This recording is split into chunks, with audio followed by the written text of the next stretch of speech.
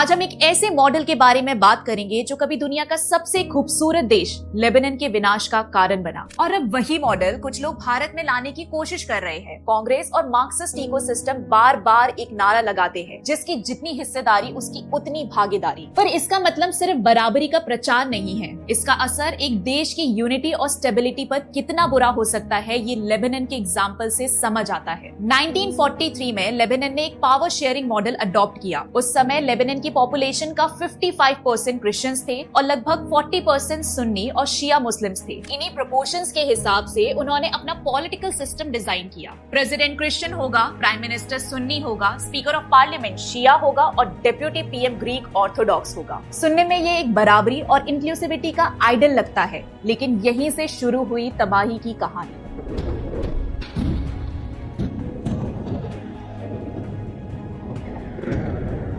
क्योंकि लेबनान में जिसकी जितनी हिस्सेदारी उसकी उतनी भागीदारी मॉडल लागू था, तो धीरे धीरे वहां के मुस्लिम्स अपनी पॉपुलेशन बढ़ाने लगे और इसमें सबसे अहम पड़ाव आया 1948 में। 1948 में इजराइल और पैलेस्टीन के बीच युद्ध छिड़ गया, और क्योंकि इजराइल का बॉर्डर लेबनान से लगता है, इसका सीधा असर लेबनान पर भी पड़ा।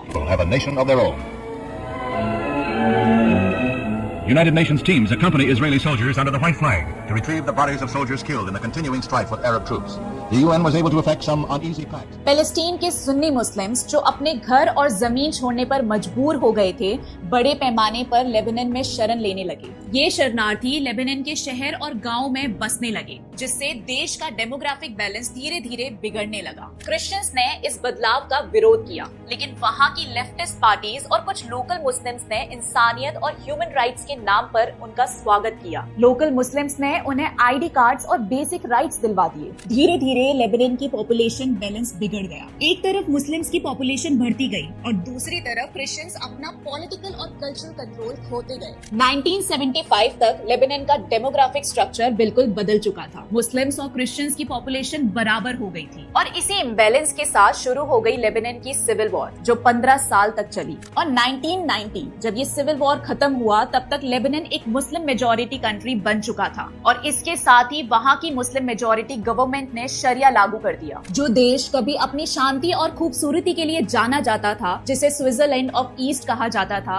वही देश एक खौफ और आतंक का घर बन गया, और आज ये देश घर है हिजबुल्लाह जैसे खूंखार आतंकवादी संगठन का। वहाँ की महिलाएं जो एक वक्त अपने राइट्स और आजादी के लिए मशहूर थी, आज उनका जीवन शरिया कानून के नीचे दब चुका है। आज ये देश पूरी तरह से बर्बाद हो चुका है। आज हमारे देश में भी कुछ फोर्सेस है जो इसी मॉडल को भारत में लागू करना चाहते हैं। राहुल गांधी का नारा, जिसकी जितनी हिस्सेदारी उसकी उतनी भागीदारी, सुनाई तो बराबरी की बात लगती है, लेकिन इसका असल मतलब हम समझ नहीं पा रहे हैं। कांग्रेस और उसके अलाई सिस्टमैटिक डेमोग्राफिक चेंजेस की तरह काम कर रहे हैं। सीएए और एनआरसी का विरोध करना, रोहिंग्यास को शरण देना और कास्ट सेंसस को प्रमोट करना, ये सब एक बड़े एजेंडा का हिस्सा लगता है। अगर हम समय पर नहीं जागे, अगर हमने इलीगल इमिग्रेशन को नहीं रोका और आपने सामाजिक और राष्ट्रीय ढांचे की रक्षा नहीं की, तो हम भी लेबनान के रास्ते पर चल पड़ेंगे। ये सिर्फ एक पॉलिटिकल इशू नहीं है, ये एक सिविलाइजेशनल कोलैप्स का सवाल है। लेबनान का एग्जाम्पल हमें दिखाता है कि इंक्लूसिविटी के नाम पर अगर पॉपुलेशन बैलेंस और नेशनल आइडेंटिटी को कॉम्प्रोमाइज किया जाए, तो उसका अंजाम कितना खतरनाक हो सकता है। आज हमारे पास समय है, हमें समझना होगा कि किसी भी बराबरी के मॉडल को ब्लाइंडली इम्प्लीमेंट करने से पहले उसके लॉन्ग टर्म कॉन्सिक्वेंसेस पर गौर करना जरूरी है। भारत को एक और लेबनान बनने से बचाना हम सभी की जिम्मेदारी है। अगर ये वीडियो आपको पसंद आया हो तो लाइक करिए, शेयर करिए और चैनल को सब्सक्राइब करिए, और कमेंट में जरूर बताइए कि आपका इस पर क्या टेक है। मिलते हैं अगले वीडियो में, तब तक के लिए जय हिंद।